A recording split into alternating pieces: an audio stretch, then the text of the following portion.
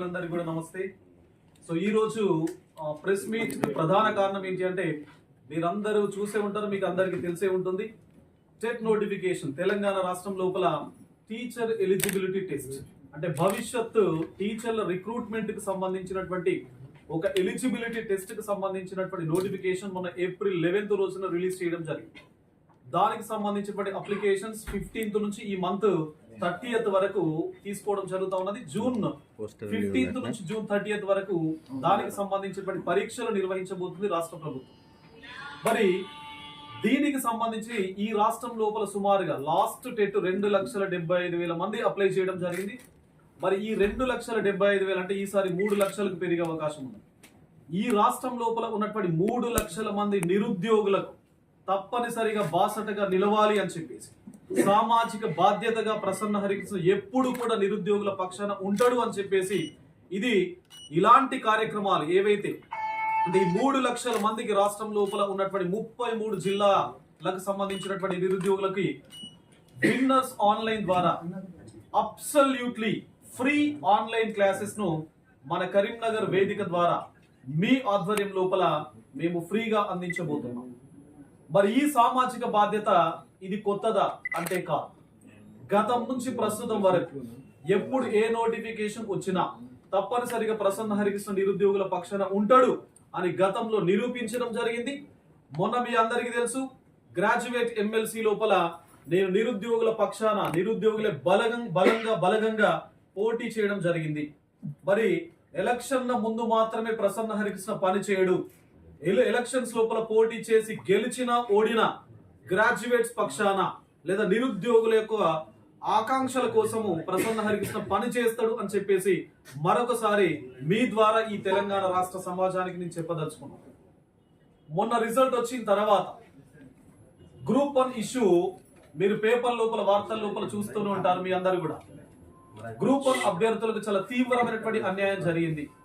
21,000 మంది group 1 mains పరీక్షను రాస్తే టాప్ 100 లోపల కేవలం 3 మాత్రమే తెలుగు మీడియం వాళ్ళు ఉన్నారు. మనందరిది కూడా గ్రామీణ నేపథ్యం, మనమందరం కూడా తెలుగు మీడియంలోనే ఎక్కువగా చదువుకుంటుంటాం. ఇంగ్లీష్ మీడియంలో చదువుకునేటువంటి పిల్లలు ఎవరైతే ఉన్నారో కొంచెం డబ్బులు ఉన్నటువంటి వాళ్ళు మాత్రమే చదువుకుంటారు. డబ్బులు లేని వాళ్ళు, ఆర్థికంగా ఇబ్బంది ఉన్న వాళ్ళు, మధ్యతరగతికి సంబంధించినటువంటి వ్యక్తులు తెలుగు లోపల చదువుకుంటుంటారు. అంటే తెలుగు మీడియం లోపల చదువుకోవడమే వాళ్ళు చేసినటువంటి అన్యాయమా, వాళ్లకు శాపమా అనేటువంటి విధంగా మన గ్రూప్ 1కి సంబంధించినటువంటి రిజల్ట్ నిరూపించింది. మరి అలాంటి కాంటెక్స్ట్ లోపల గ్రాడ్యుయేట్ ఎమ్మెల్సీ లోపల గెలిచినటువంటి ఎమ్మెల్సీ నిరుద్యోగుల పక్షాన నిలబడాలి, వాళ్ళకు ధైర్యంగా ఉండాలి, వాళ్ళకు భరోసాని కల్పించాలి. మరి ఏ పోటీ చేసినటువంటి అభ్యర్థి వాళ్ళ పక్షాన లేడు. మళ్ళీ వాళ్ళ పక్షాన గతంలో అండ్ ఓడిపోయిన కూడా ప్రసన్న హరికృష్ణ నిరుద్యోగుల పక్షాన ఉన్నాడు. తొలి వెలుగు ఇంటర్వ్యూ లోపల గాని, జీ తెలుగు న్యూస్ ఇంటర్వ్యూ లోపల గాని, సుమన్ టీవీ ఇంటర్వ్యూ లోపల గాని, విక్రమ్ టీవీ చాలా రకాల డిబేట్స్ అండ్ డిస్కషన్స్ లోపల ప్రసన్న హరికృష్ణ మాట్లాడిండు. నిరుద్యోగుల తరఫున గ్రూప్ 1 అన్యాయాన్ని వ్యతిరేకించడం జరిగింది. అదే విధంగా ప్రెస్ క్లబ్ సోమాజిగూడ లోపల ప్రెస్ మీట్ పెట్టి ఈ విషయం కేవలం ఒక 4 గోడలకు మాత్రమే పరిమితం కావద్దు, రాష్ట్ర ప్రజలకు కూడా ఇక్కడ జరిగినటువంటి అన్యాయం తెలవాలి అని చెప్పేసి నేను మాట్లాడడం జరిగింది. మొన్నటికి మొన్న మీ అందరూ చూసే ఉంటారు, హెచ్సియు భూములకు సంబంధించినటువంటి అంశం ఏదైతే ఉందో, హెచ్సియు లోపల చదువుకుంటున్నటువంటి రీసెర్చ్ చేస్తున్నటువంటి విద్యార్థులు ఎవరైతే ఉన్నారో వారికి సంబంధించినటువంటి భూమి వారికి అఫీషియల్ గా డాక్యుమెంట్ లేకపోవచ్చు.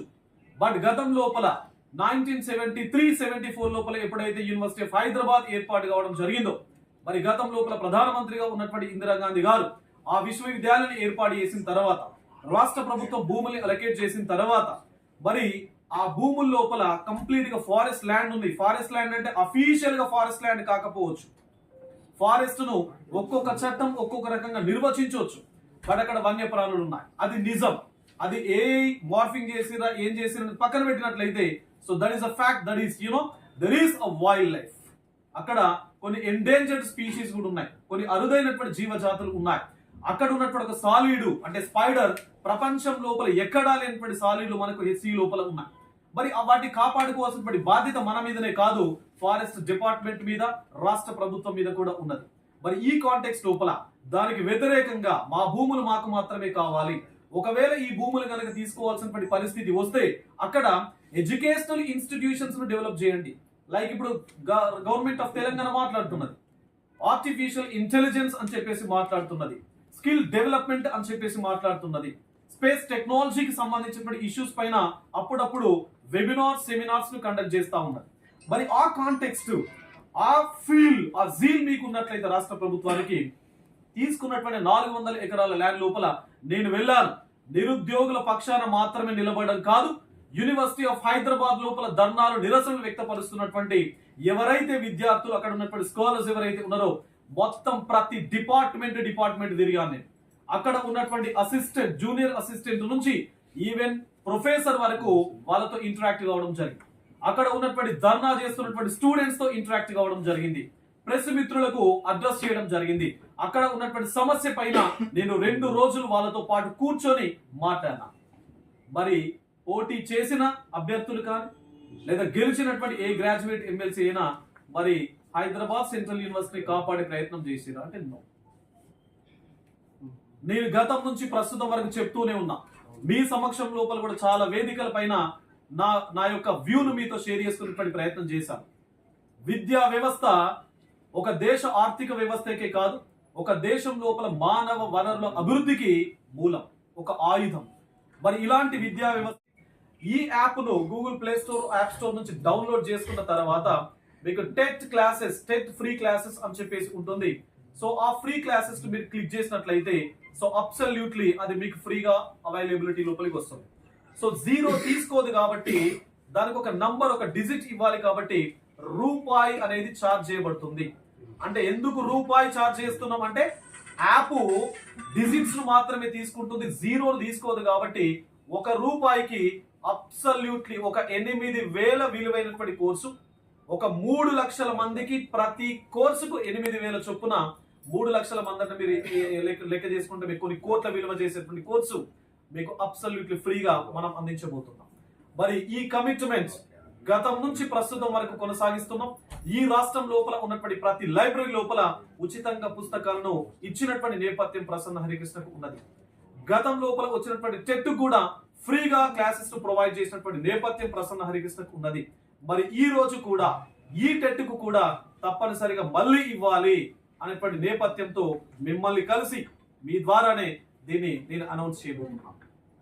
మరి జనరల్ గా నిరుద్యోగులు ఎవరైతే ఉన్నారో వాళ్ళందరూ కూడా ఒకే ఒక రూపాయితో మీరు జూన్ 15 నుంచి జూన్ 30 వరకు జరగబోతున్నటువంటి టెట్ ఎగ్జామ్ ఏదైతే ఉందో దానికి ఉచితంగా క్లాసెస్ వినండి. ఒకవేళ మీకు ఏమైనా డౌట్స్ కనుక వచ్చినట్లయితే ఫ్యాకల్టీస్ ఎవరైతే ఉన్నారో వాళ్ళందరూ కూడా మీకు అందుబాటులో ఉంటారు. సుమారుగా 815 వీడియోలు, సో టెట్ క్లాసెస్ కి సంబంధించి 815 వీడియోలు మీకు విన్నర్స్ ఆన్లైన్ యాప్ లోపల అందుబాటు లోపల ఉన్నాయి. కాబట్టి ఈ టైం ఏదైతే ఉందో దాన్ని జాగ్రత్తగా వాడుకోండి. ఎవ్రీడే క్లాసెస్ వినండి. మీరు ఎన్నిసార్లు అయినా ఎప్పుడైనా ఎక్కడి నుంచి అయినా వినొచ్చు. మీకేమైనా డౌట్స్ కనుక ఉన్నట్లయితే మా ఆఫీస్ నంబర్స్ కి మీరు కాల్ చేయండి. ఏ సబ్జెక్ట్ లోపల డౌట్ ఉన్నా కూడా ఆ సబ్జెక్ట్ కి సంబంధించిన ఫ్యాకల్టీస్ మీకు అందుబాటు లోపల ఉంటారు. నేను కూడా అవైలబిలిటీ లోపల ఉంటాను. ఒకవేళ if you interact with me I can be available online. So thank you Varadarao. ఇప్పుడు ఒక చిన్న పోస్టర్ మనము రిలీజ్ చేద్దాం. పోస్టర్